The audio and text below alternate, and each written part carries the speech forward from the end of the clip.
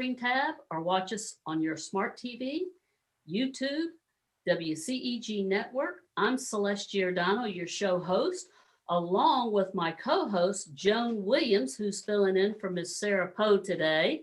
And you're listening to the Global Legacy and Wealth Building series for the next hour. We're the Worldwide Community Empowerment Group where we speak life into the community. Like us on Facebook, follow us on Twitter, and on Instagram at WCEG_talk_radio and _ at WCEG Network. And last but not least, our disclaimer, the topics and opinions are those of the show host and guest and not WCEG Network. And thank you for your continued support. Well, hello, ladies. How are you today? Great. How are you? I am great and so glad to see you. So glad to have Christine Martinello back with us today. And so glad to have you, Joan, as our co-host. We want to keep our friend Sara Poe, my co-host partner, in our prayers. Sara was diagnosed with COVID last week. So we are lifting her in our prayers and thoughts for total healing and recovery. But I am excited to have you with me today, Joan. This is going to be such a fun interview. And before we get started, Joan, would you tell us a little bit about you and what you do, please? Yes, I will, Celeste. Thank you for inviting me to co-host, and I'm excited to hear again from my friend Christine. So it's going to be a fun afternoon. I'm Joan Williams, and I own Williams & Associates. I'm a retired educator of 34 years, and my passion is to mentor and coach people to live their life intentionally and not just living a life of getting by. And so I work with a group of other business entrepreneurs, and we teach people and coach people who want to create some other options in their life and really teach them how to become an entrepreneur outside of what they're doing full time. I'm also into health and wellness, and so I leverage the compensation plan of Amway Global, and they're the #1 leader in health and beauty, and also be able to access the great products to be able to help my clients enjoy a better quality of life as well. So I'm all about mentoring and creating that legacy for my grandchildren and my children and for other people that I meet. Very good. Thank you so much, Joan, for sharing that. And I'm Celeste Giordano. I'm a master sales strategist and a business mentor. I help and support business entrepreneurs, direct sales teams, and corporations to exponentially increase sales and profit through lead generation, building relationships, and accountability. And Joan, one thing I can say about Christine before we get started is I remember the very first time that you and I attended one of Christine's original Love Box series down at Mocha Joe's. It was around Valentine's this year, a few years back. Yes. So anyways, Christine, we are so glad to have you here today. And I don't know how many years ago that was. Do you remember? That was 2018, that Mocha Mo's event. Yes, yeah, that was the Love Box since, but you and we all did it through the other organization in 2015 or 2014. Mm-hmm. Absolutely. And I've had you at my private silver clients mastermind groups where you've come in, and that was one of the most powerful mastermind groups that I ever had, Christine. And it touched so many hearts of my clients, and it changed so many things about them and added more love and creativity to them with their personal lives and their professional lives. I'd like to read your bio a little bit before we get started. I mean, we sort of jumped right in here, but I wanted for our listeners on WCEG Talk Radio, Christine Martinello is an entrepreneur, an author, inventor, and inspiring speaker who is on a mission to spread love. And if you can't tell on her background, there is love all in the background. Oh, me. Your audience will learn how to lead their life in a more loving, harmonious, and victorious way. She is the love movement leader and founder of the original Love Box. Both have helped countless families and communities create stronger foundations of love.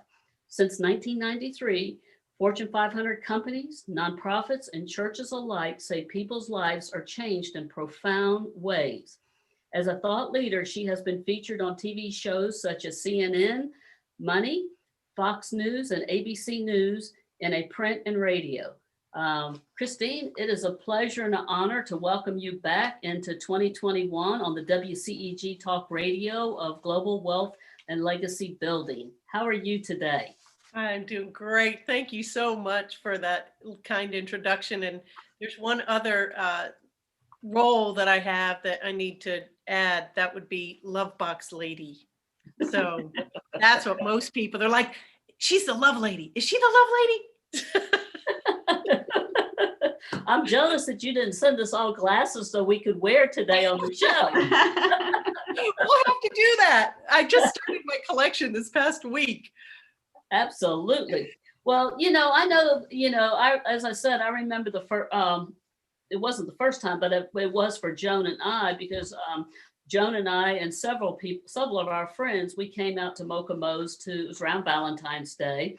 And we came to your event there. You and your husband were both there, and it was a phenomenal event.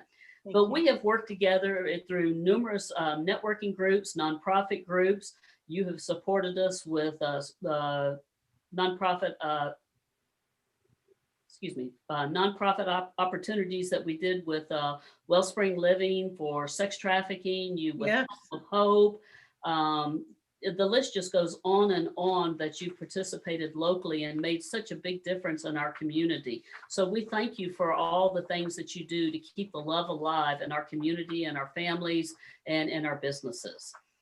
Thank you. And thank you, Celeste. And you too, Joan. We're all in this together. It's like, we can all be catalysts for love, but what I have really been learning and recognizing is that the more love agents we have on board, we can be like one ripple, but then the rings of concurrent impact keep happening. So thank you all for what you're doing. It's wonderful.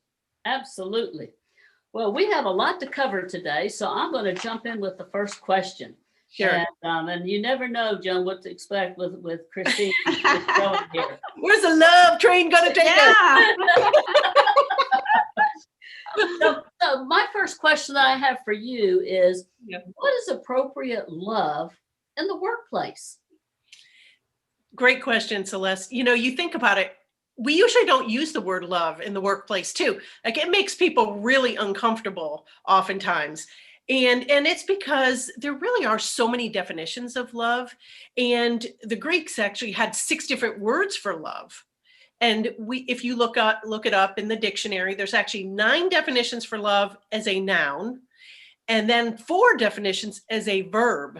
So, no wonder, it's like, what kind of love are we talking about here? So the definition that I want to share with you that I think really resonates, that's appropriate for work, is that love is a strong affection for another arising out of kinship or personal ties. And that actually is the first definition in the Webster Dictionary. So you think about it, let me repeat it. Strong affection for another arising out of kinship, which of course is brotherhood or sisterhood, or personal ties. So in the workplace, we have personal ties. We have a common vision, we have a common goal, we have common organization. Those are personal ties that connect us to the other people in the workplace. And so we're not talking about romantic love, we're not talking about familial love, we're talking about the appropriate love that you have connections with people because they really are like a brother or a sister in a workplace. So you have these common interests in a familial setting. And that's so true. And, one thing like with private clients, when, we have people, like I have some clients that have been with me 5, 6, and 7 years. And one thing with my private clients, we're like a family right there. Yep. And, we don't go around, and I don't use that word love very freely. But you become very attached, and some of your people, your friends and things of that nature, that you love them just like you love a family member.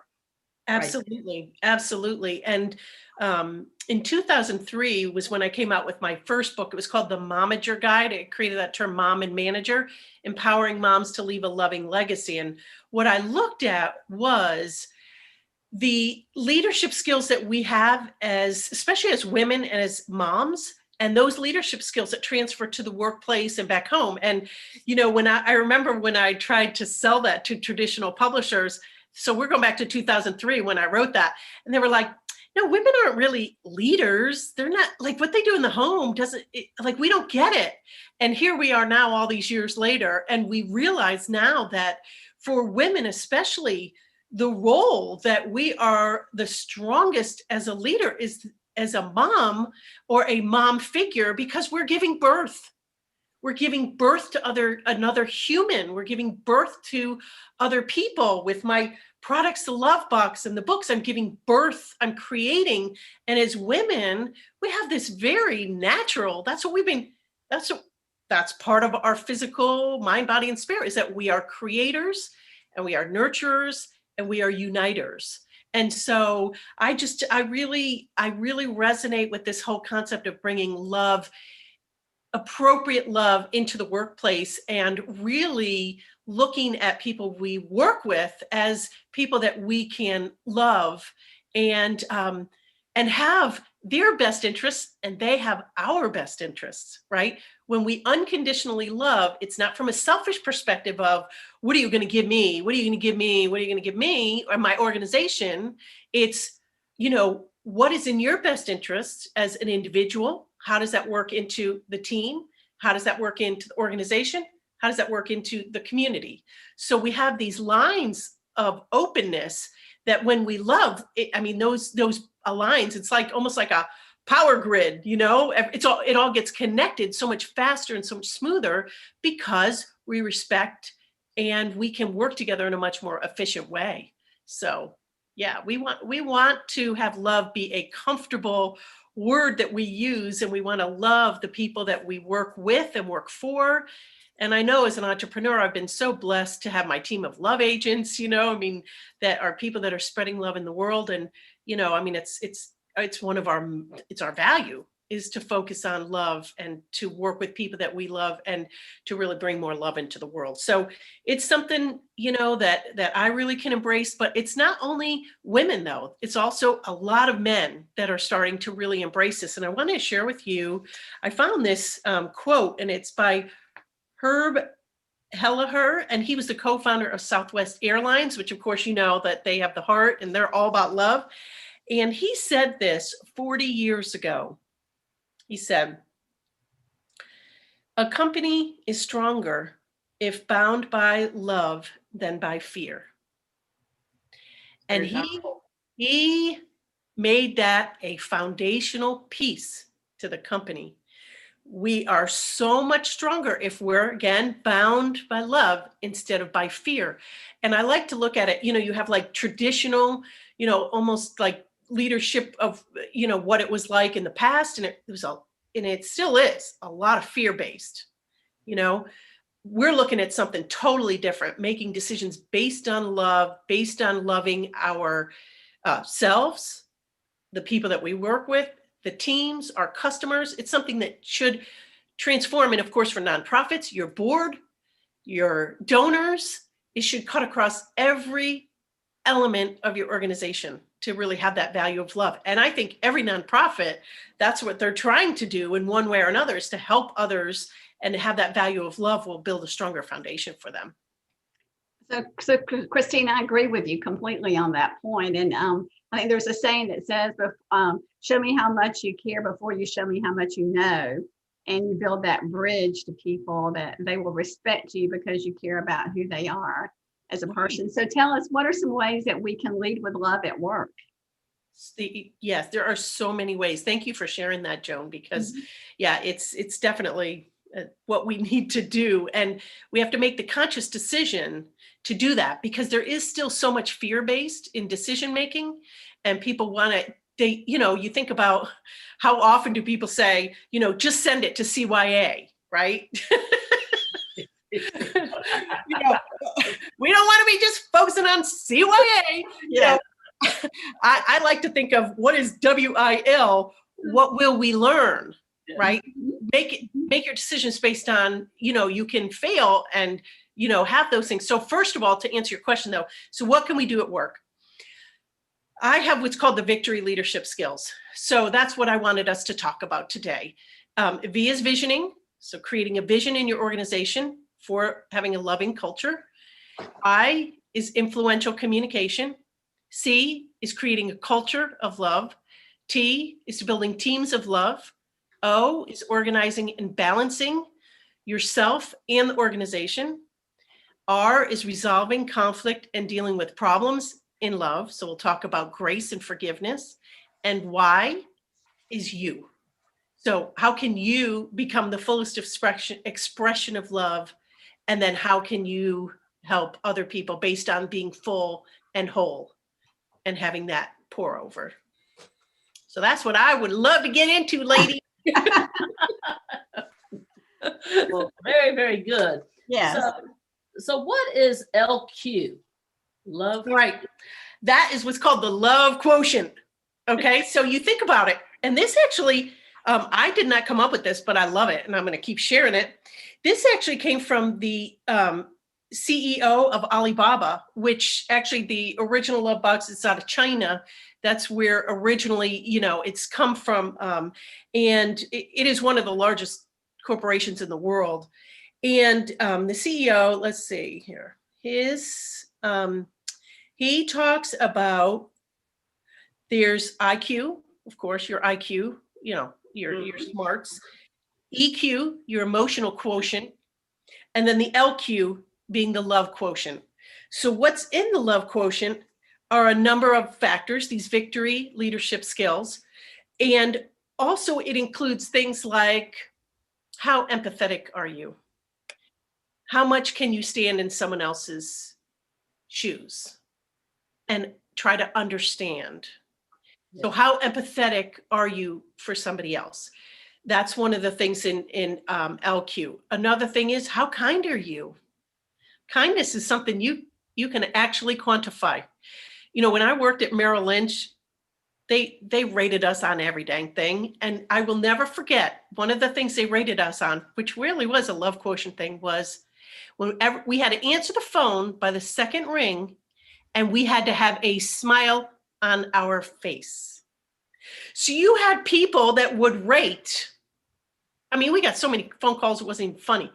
And people would rate how many times, what percentage of the time you had a smile on your face, because a customer or a donor or a client, they can feel a smile, can't they? Absolutely. Yes. They can. Mm-hmm. And so that is something, how kind you're being, is your communication respectful? That's something that you can rate. How respectful or disrespectful is somebody in their workplace? That's something that you can rate and you can, rank. So, those are some of the things that first come to mind that are definitely things that we want to think about when we think about the love quotient. And I have here, we want to create a recipe for love. And I have this wooden spoon. I'm a mama. Let me give you some love. I got my heart already. I love wooden spoon. And you think about it, like what can you do to have this recipe of love in your organization?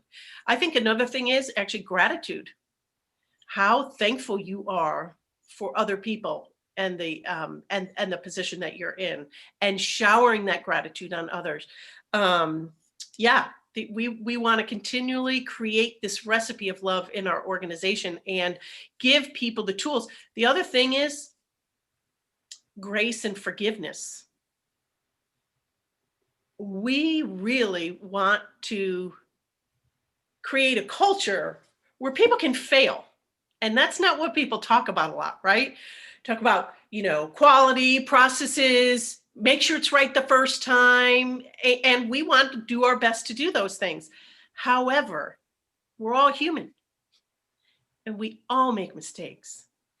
So first of all, having like a culture where somebody can feel free to be innovative enough to make mistakes. Like when I think about the love box and creating the love box, I have one of them here.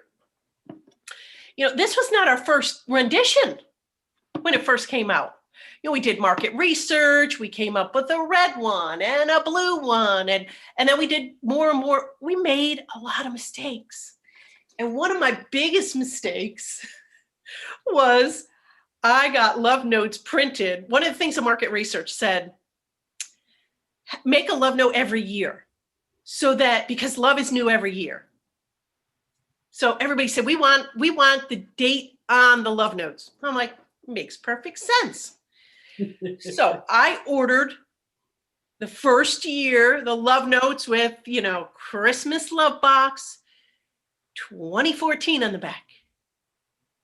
Well, I ordered 2,100 units that had 30 love notes in each, plus extras, because people could order extras. I don't know the math, but that is a lot of love notes. I'm not going to say what I'm thinking. I still got love notes in my garage. And guess what, people? You've donated some of those. Yeah. Oh my gosh. And so, I'm going to be honest. I have a little heat every time I see those dang love notes. However, this is the thing about innovation. What did I do with those love notes? I hired someone to put little stickers that are heart-shaped stickers on over the 2014. We actually sold those because some people still wanted that design instead of the newer design that we made. And B, I was like, we need to give those away. I want people to still use. So that is what has fueled for the first 4 years our charitable activities. I was giving away love notes out of the yin yang because I want people to do the tradition. So even in that faulty mistake, yes, I lost some money, but what I gained in charitable activities and the fact that I had those love notes and I still wanted people to do it so badly, it's like, well, give them away. And here now we're going to have we have the Love Box Foundation because I saw all the impact by tens of thousands of people that we gave love notes away that then felt like they wanted to come back to me and tell me how much it changed their family or their work. So see, even in our mistakes, if we get creative and innovative, we can turn it around and make it something great. And that's really like becoming an entrepreneur, because as an employee, we're taught to always make sure we're perfect. And if we fail, we feel like a failure. But with an entrepreneur mindset, you learn by doing. And sometimes the lessons are more important in making a quote failure, because like you said, you turned it around for good and bless more people, and it gave you the idea for what you're doing now. So, Right. So how do we, when you're working in the workplace, how can you help people increase their love quotient, both personally and professionally? Right. Well, first of all, you want to start with yourself and really focus on those victory leadership skills. Do I have a vision for who I am?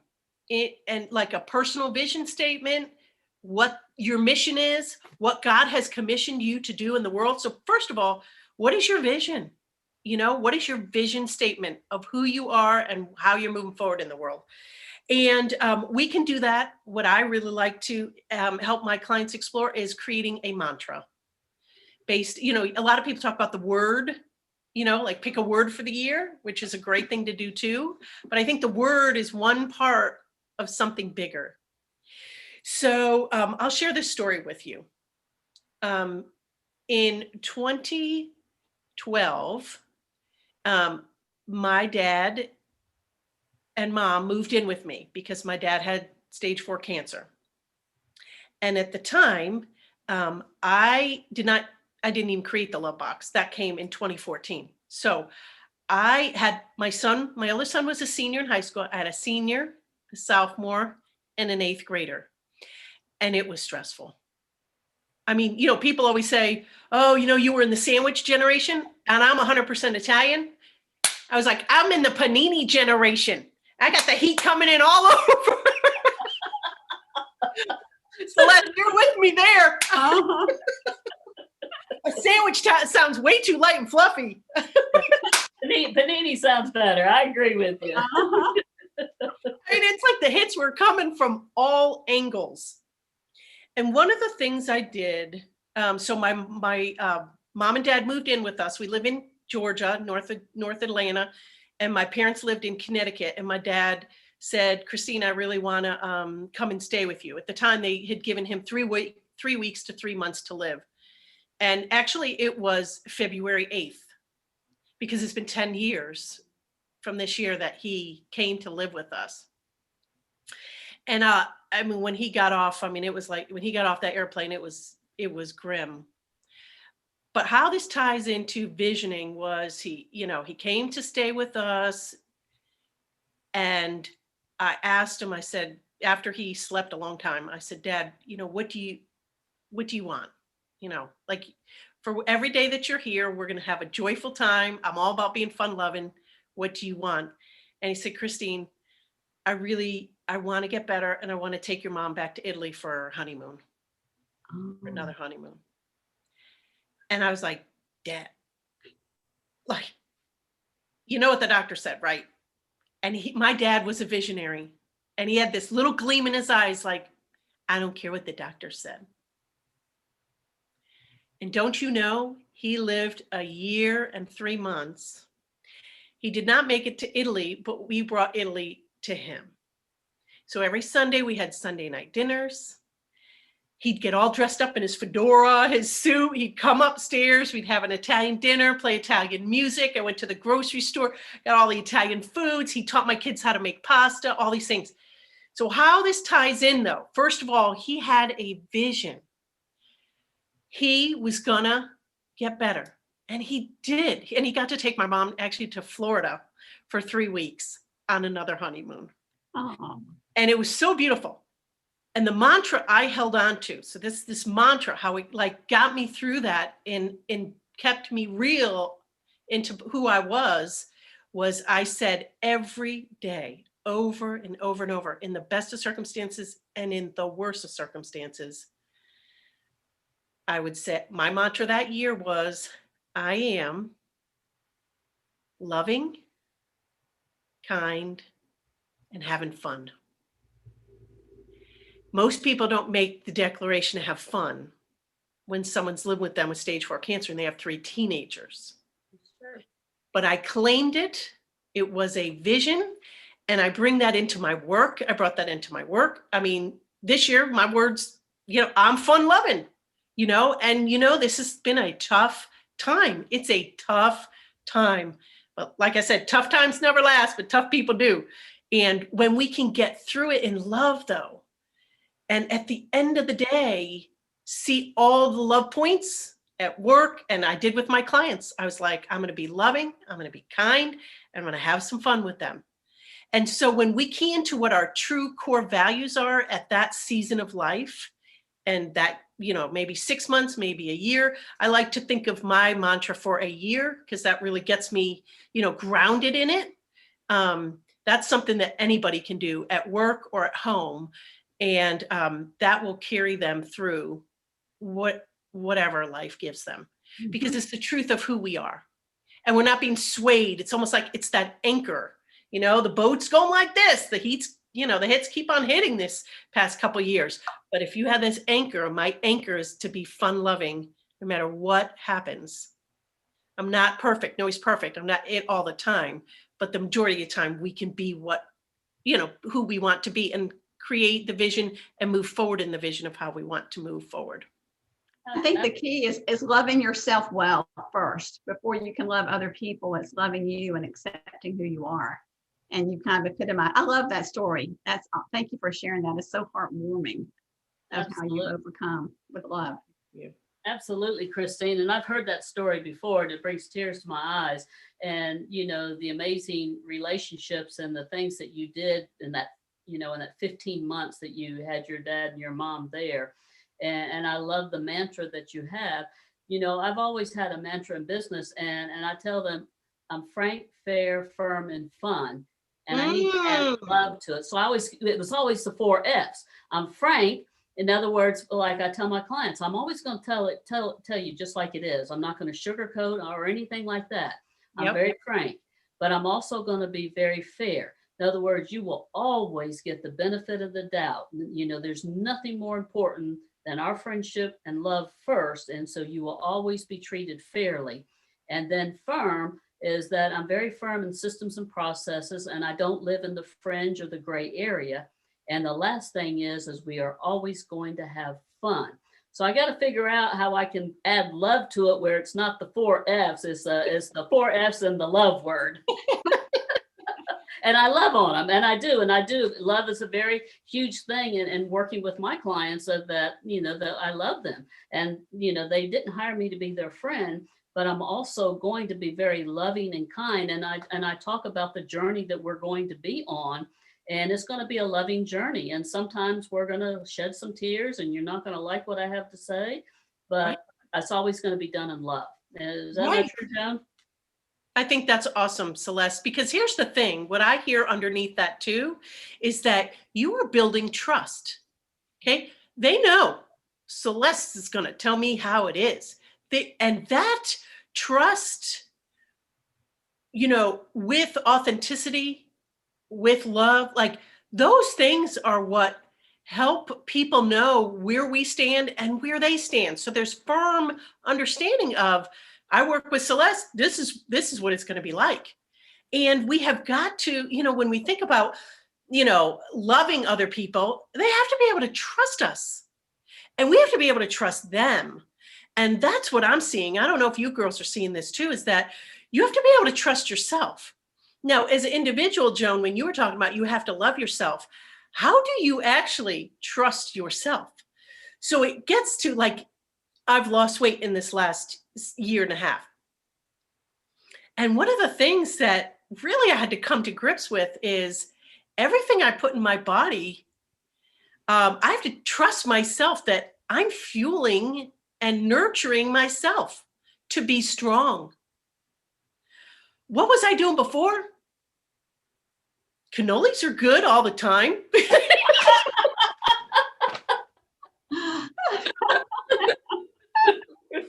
However, cannolis are not working for my waistline every day. For me to be strong and fit and to have the energy that we need. I mean, this is to be a leader of a nonprofit or a for-profit. This is no cakewalk, pun intended. A cannoli walk. Bell ringer. Give me a bell ringer on that. And I will say, as a kudos to Celeste, that she does epitomize all of those things. That as one of her clients, she is frank, fair, firm, and fun, and all wrapped in a loving environment. So kudos to you, Celeste, because you have taught me a lot through your mentorship.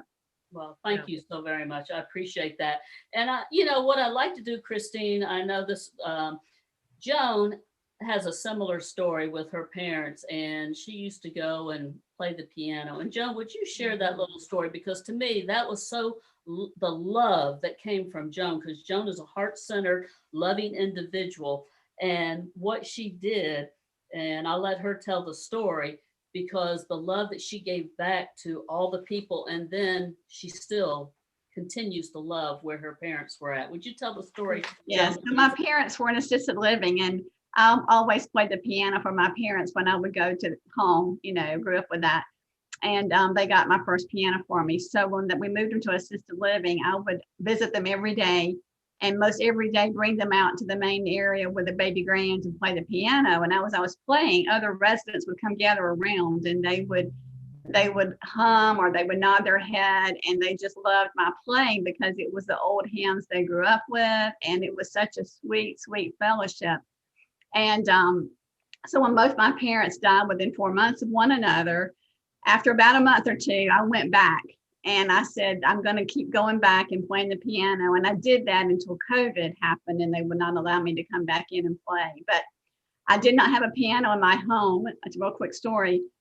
Because when I moved from here, I sold my piano with the house. It was an old upright cable, and my dream was a baby grand. And my mom had an old little small console piano that was in my garage that really would not fit into my rental house I was in at the time. I felt led when they died. I thought, what's missing in memory care is music. So I donated my mom's piano to memory care. And I was going to put it in my house after she passed away, and was going to make room, but God put it on my heart to give it. And the day that the movers could come pick it up was on her birthday and my birthday, because I was born on her birthday. So on the first anniversary of her birthday, we delivered the piano, and I played. And residents who had never opened their words sat there in their wheelchairs and started singing. And it was the most beautiful experience of just continuing to love others and to carry on their love. That is so beautiful, Joan.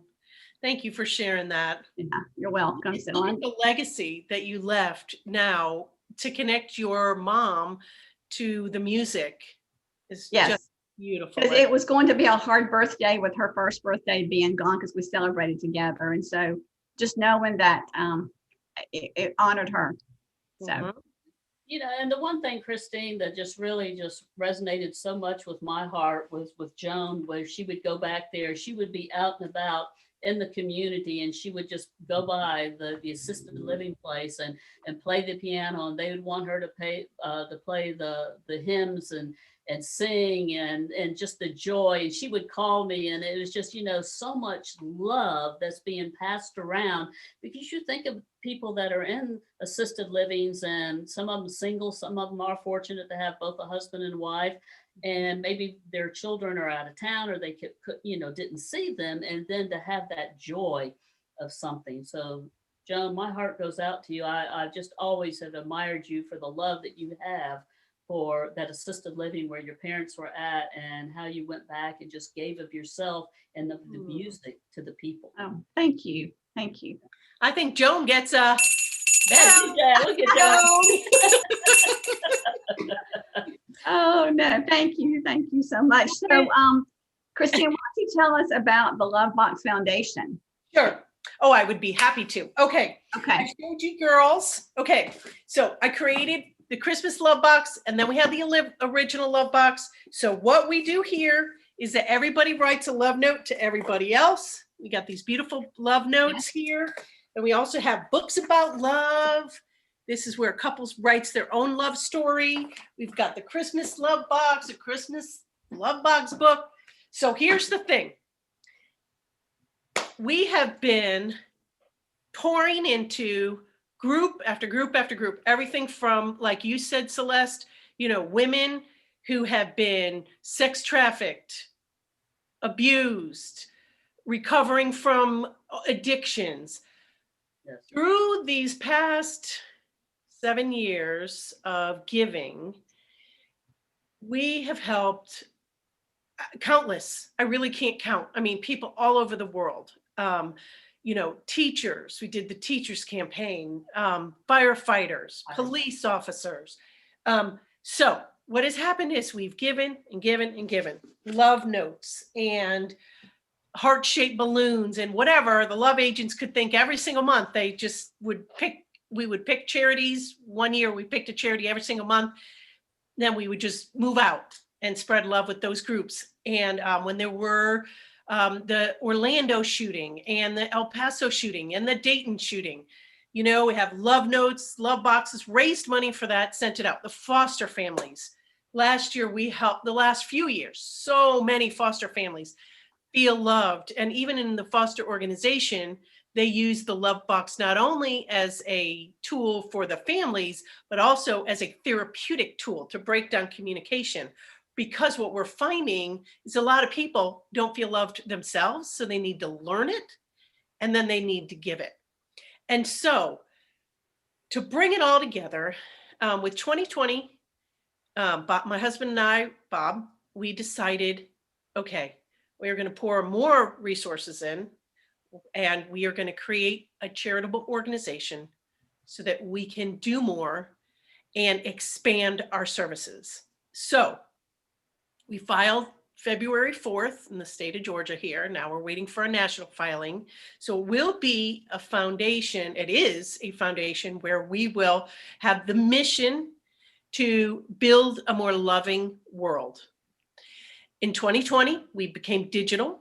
So there's the Unity Love Note, there's a Mother's Day Love Note. People can go on to originallovebox.com, grab those love notes, send them to anywhere in the world. And so we are really going to be looking at expanding our services in 3 areas. One is to carry on and to do more with more nonprofits with the love boxes. So that's just going to be expanded. Mm-hmm. Number 2, we're really going to focus on education, because what we are finding is people have got to have a shift. They have to unlearn what love is not, and they need to embrace what love is, because there is so much hate, there is so much division, there is so much ugliness, if you will, in people's families and in the world, that we need to make systemic change. And what has gotten us to this point is not going to get us to a more loving place. So we need to work with organizations to multiply our impact. So we'll be doing the education as number 2.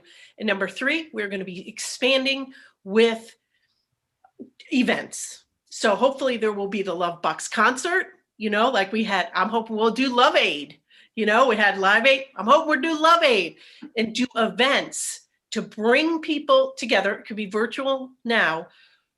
Poetry readings of love. There are so many, and celebrating people who are spreading love in the world. We have got to reverse the trajectory of focusing on the lack and the division, and refocus on love and unity. And so the Love Box Foundation will do that. And we have an awesome board. And we would love more volunteers and love agents. We're going to build our volunteer base now, and really partner with organizations that want to see more love in the world. And we're open to collaborating now. But it's in these 3 areas we know to make systemic change in families and in communities, we need to pour a lot more love into the mix. So that's what the foundation is and what we're going to be focusing on.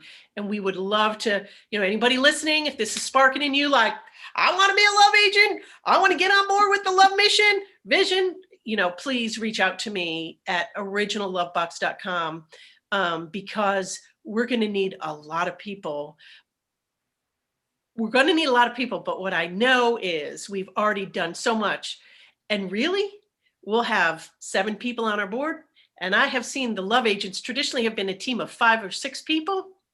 And I have no doubt that lots of small groups fired up and moving out, we're going to make great change. So it doesn't have to be like, I can be the keeper of the love movement, but it's going to be a whole bunch of small groups going, let's do this. How are we going to do this? So like a love movement. Yeah, that's what we're doing. We're doing it. If you think back of, and from our generation, we grew up with very loving, kind parents, and where love was very prominent. I know both of you well, and you think back over the last 18 months or even maybe further back than that. I mean, it's been building, but with the COVID, with all the things, with not to bring up sore subjects, but the election and the hate and all the things that have been going on, I look at in the generations, that there is a generation there that I think is really, missing what real love is. And maybe it's the generation where it grew up where they didn't have both parents in their home. They grew up with being raised by a single parent. Or there was violence in the home, or there was abuse or addiction or whatever. You can only imagine what that generation was thinking, what love really is. And so some people really don't know what true love is. No.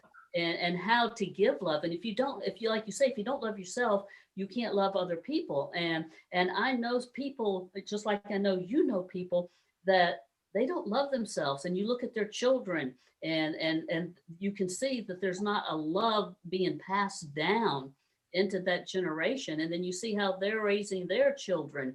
And, right. and I don't mean that they don't actually love them, but they don't, they're missing something. Right. And that's why we really do focus on what does it look like to actually have more love? Because, love is like this continuum. I see it as a continuum. We say, oh, I love chocolate cake. Oh, I love my kids. Well, those are 2 totally different things. It is a continuum between really neglect, which is lack of love, and unconditional divine love. And there's a lot in between. And so here I've got, We can be The hater. haters can't see me because I got my love glasses on. That's what I'm talking about. But here's the thing. If we are in the dark, we can't even see what love is. If we think abuse is love, it is not. If we think evil is love, it is not. So that's what I mean about we need to unlearn and get out of the darkness and get into the light of love and what it truly means. And so, yeah, I mean, I have seen, I have these glasses now very intentionally because there is so much darkness. And this is what it looks like. And then we could graduate. Okay. We'll graduate to, I got some light lenses here. I got some little shades of grayish and brownish going on. I need to get some pink rose colored ones. I don't have those yet. That could be like the unconditional, but here's the thing. Love is tough. Forgiveness and understanding people that we dislike, hate even, is tough. But when we can have those difficult conversations, we can go from being blind to what love really is, to being able to see with the lens of through which love is, which is a light lens. So, I know I have these analogies to be able to try to help us understand this continuum. And through our education programs, I'll be able to get a lot clearer. The other day I was there's a Maslow's hierarchy of needs. I created Christine's hierarchy of love. Like we grow or we retract depending on what we pour in or pour out. And something that people can use immediately is it really takes 8 loving touches, I call it, to 1 criticism or negative statement. So you think about that when you're creating this recipe. Oh, I got to put 8 scoops of goodness. 5, 6, 7, 8, 1. Oh, don't do it that way. Or, oh, that's a lot of goodness. Well, I want to bring something up, Christine. When I had you at our mastermind for our Silver Council, and there was a reason that I brought you in there, and I have the most loving, kind, gentle, heart-centered clients in that group. But there was a message that I was wanting to get across to them at this time of their career. As business entrepreneurs, some of these people had spent 40 plus years with a company, and now they had a dream and a passion to be an entrepreneur and to do something else. And one of the messages that I delivered to them and that they didn't, it's like the light bulb come on and you were there with the love box and when we were writing the love notes and everything, is I told them, one of the greatest things as a business entrepreneur is you have to fall in love with people. And if you cannot fall in love with people, you're going to have a hard time being successful as a business entrepreneur, or even as an individual, or even in a workplace. You have to love people. And right. They looked at me like, because sometimes we don't like people, and you know what? And I always said, I may not like you, but you'll never know that because I'm going to love you no matter what. I love that, Celeste. Yes. As a parent, there have been so many things that my kids have done that I have disliked. I have 20 things. No, I have good kids, but they have their issues. But middle school, oh my gosh, they became a whole different person and all these things. And I did not like them at all, honestly.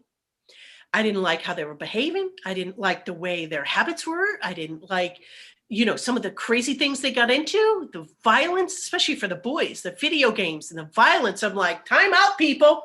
This is not love. This is continual bombardment of video game violence. We have got to draw boundaries on love. And there is tough love. You know, Yes.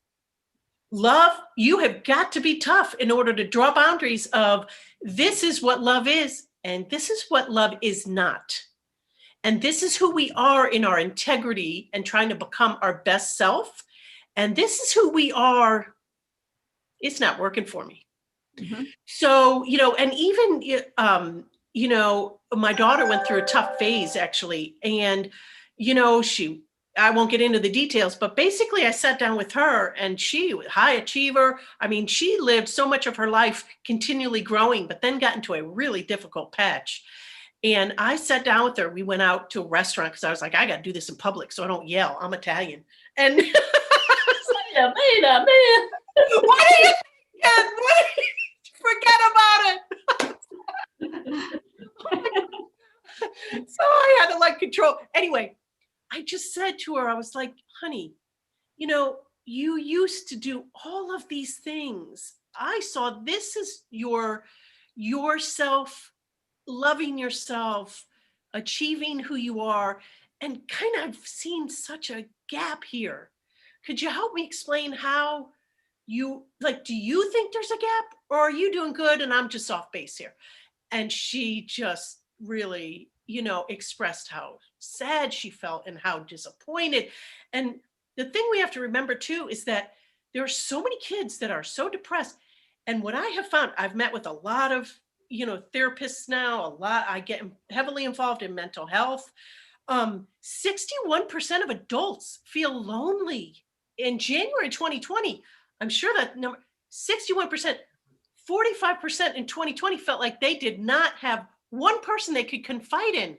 We have a loneliness epidemic. And when I've talked to people, what they say is, so many people feel so hopeless. Hopeless. Yes. That is not love. Love is patient. Love is kind. Love is gentle. Love is not self-seeking. You know, love hopes. Love believes all things. Like we have this battle going on, and we've got to be intentional and in our highest level of integrity.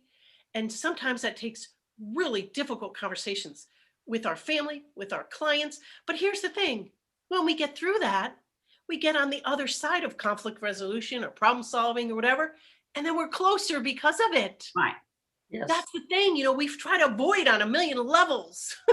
Whereas if we realize the way to the other side is through the heat, not avoiding it, not go, I don't want to talk about it, deal with it. It's through the heat, and that's why, you know, like when I talked about earlier, forgiveness and grace in the workplace is so important. And if we have a culture that it's like, all right, we're going to mess up. And I heard this one CEO, I can't remember the name of who it was now, but he said, we're all going to fail. So number one, I want you to fail at work instead of failing at home, because the failing at work can be rebounded faster than the failing at home, right? Mhm. So if you're going to fail somewhere, first of all, choose where you're going to fail the most. And this is what a lot of people are dealing with right now with with COVID. And, you know, I'm trying to raise my kids at home, and I am homeschooling, and I'm trying to handle, you know, my meetings, and, you know, kids are crying in the background, and I have story after story. I won't get into it. We all know it's like a wild ride right now, but we can get to the other side, but it will take loving ourselves and loving other people intentionally and with the fire of love. It's got a fire to it.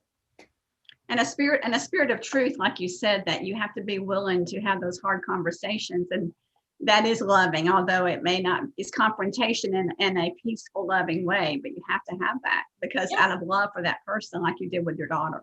And all of us who've been parents have had those, I've had those with my children as well. So it's part of that.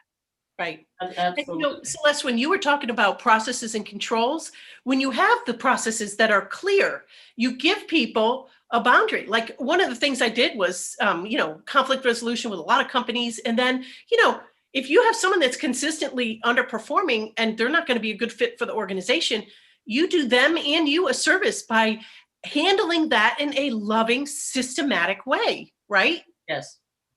Yes, absolutely. Absolutely. Well, Christine, how can people have more love in their life and their family? Okay. All right. I have my love life plan. I created the Love and Lead Cafe this year, which is a digital learning environment. It's on Thinkific. So it's Thinkific, Christine Martinello at thinkific.com.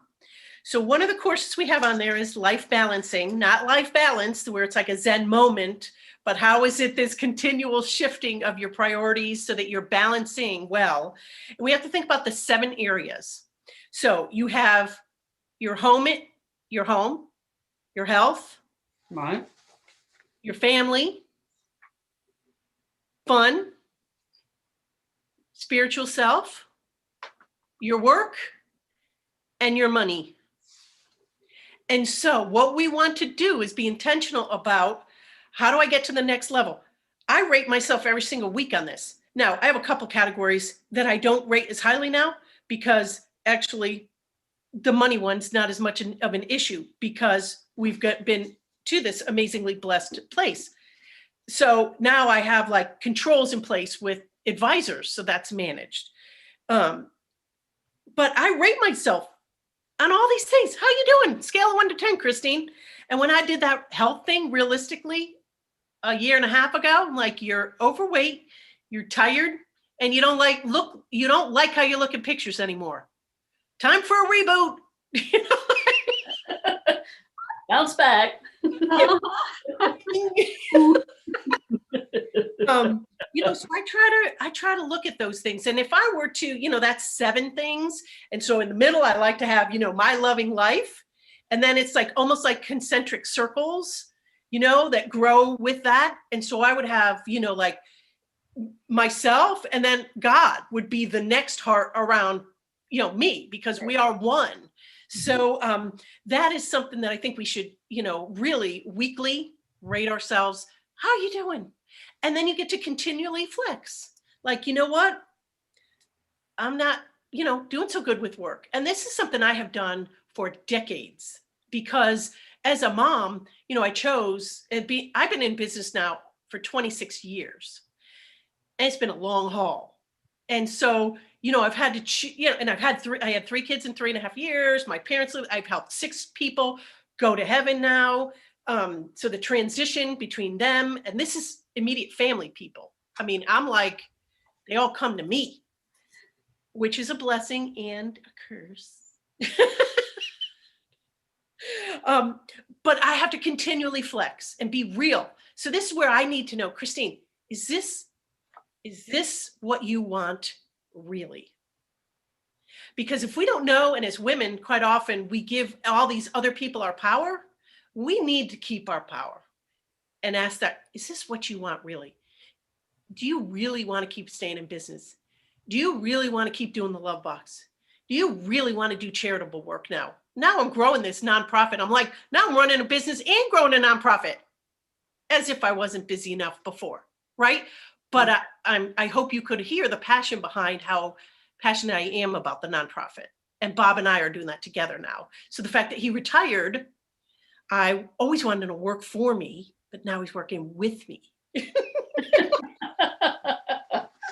Well, and one thing that during the pandemic that I did, and I shared it with all my clients on a regular basis, Christine, is every day I said, pick the phone up and make 10 phone calls a day. Make 3 personal, make 3 professional, and pick 4 random. Maybe you see something on social media, whatever. And what I should have really added, which we talk about, but is dropping a note. Is that not true, Joan? Anything Yes. you'd like to add about that? Because I think that's so important.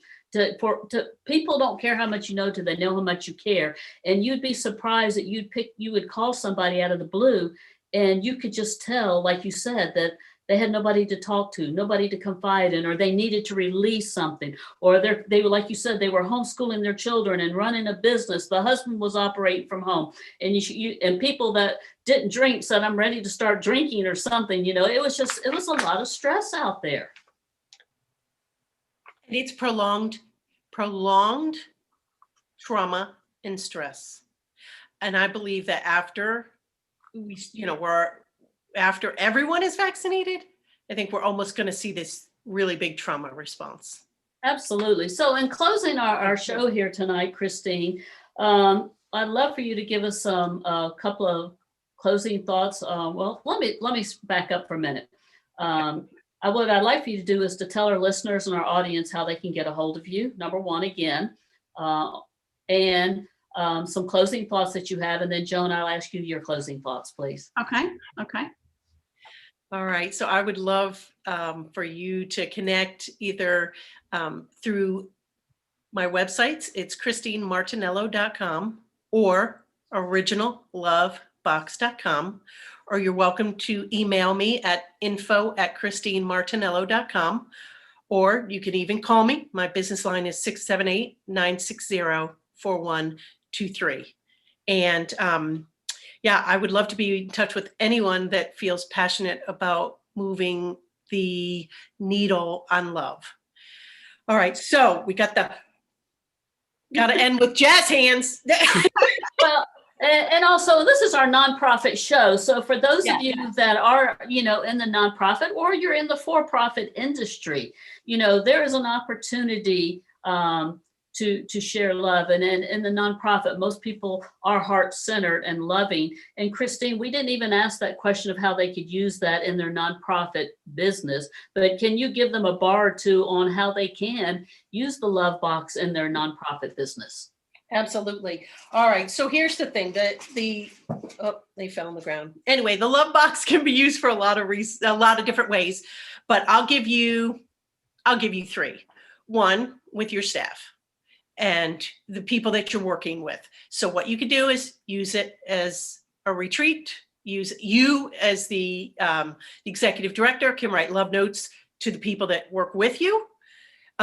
If it's just you have it's just you and your board, you still can use it as a board activity. So that's number one. Number two, definitely use it with your clients. If you are a nonprofit, you are serving the underprivileged. They need so much love. Yes, they do. Amen. So you can pour into them with the love notes and help them to express the love that they have in their heart for each other. So you could give them love notes that you all write for them. They write back to you. That's how Home of Hope uses it. Or they could do the Christmas Love Box tradition with their own families or as an organization. Have them bring it out, have them serve others. Because when you are being the recipient, people are given to you as, your clients, they actually want to give back too. So you could have them write love notes to your board, have them write. So it could be this back and forth in many different directions. So that's number two. And number three, I would say, use it with the organizations that are your donors or the organizations in which they sit. If you have whoever your donors are, show them you love them. You could do something where you give them a love box the first year, write their name in it, get it done beautifully in calligraphy, maybe have stickers, customize it, personalize it. And then every single birthday, you could use it for birthdays, baby showers, weddings, anniversaries, the original love box used for every special occasion. And you can continually pour into them, and you can have your board pour into them. So it just is this tool that can connect everyone and unite us all in love in a much stronger, more powerful way. Because ultimately, when you give somebody a love note, they don't forget it. It is a permanent, heartfelt gift that I would say people hold on to love notes a lot longer than they hold on to any other piece of tchotchke you're going to give them. Yes. Absolutely, Christine. And, we have used those love notes through the Amanda Riley Foundation, where we wrote to children with cancer. We wrote love notes to the children that were in the hospital with cancer. We have used them for Home of Hope, where the children have, on Mother's Day, wrote love notes to the mom. And we've had the mom write love notes to the children. for Christmas time. So, I mean, it's just an amazing thing. And I have been truly blessed to be a love agent and been at your house numerous times. One of the special times was the Orlando thing where we wrote the love notes to that tragic situation. Yep. And and it's just amazing the things that we can do. It is. Joan, would you like to say a few things, please? Yes, Christine, I applaud you for all of the work you're doing, because I guess when we met, you had just launched the Love Box. I think when I met you in 2015, and I was so excited because I'm a person who loves to write notes anyway, or thank you notes, or just thinking about you. And when I was director in a large school system, one year I wrote postcards to all my 170 employees during the summer, thanking them for their service, and I highlighted something about them. And I had the highest retention in the state of Georgia for employee retention. So I'm just telling you that what you're doing works. And I encourage businesses who may be listening or anything like that, that this is powerful what you're doing. And I'm so excited about what you're doing now and going to a foundation and expanding the love. And it's truly what we need today. We need to show love and respect, and that we care for people. And we don't do it to get something back, but it always boomerangs and comes back to us in multiple ways. So thank you for what you're doing. Thank you for your devotion and your sacrifice and everything. I just really appreciate you. Oh, thank you. Absolutely. Thank you so much, Christine. And thank you, Joan, for filling in for Sara tonight and being my co-host. It's been an amazing time. And we want to thank thank Penny Rogers and WCEG Talk Radio for this amazing platform and giving back to the community and our listeners. And so we just thank you so much for everything that you do. And I know that I think on our last show last month or earlier this month, where Penny and WCEG were rated number 2 in the radio show industry, and just so many accolades for them. So let's give our WCEG listeners and Penny and them the heart, and just know how much that we love you, and I love all of you. And just have a wonderful and blessed day. Thank you so much, and thank you to our audience and listeners. Thank you. Bye bye. You guys take care. Love you. Love you too. Love you too. Bye.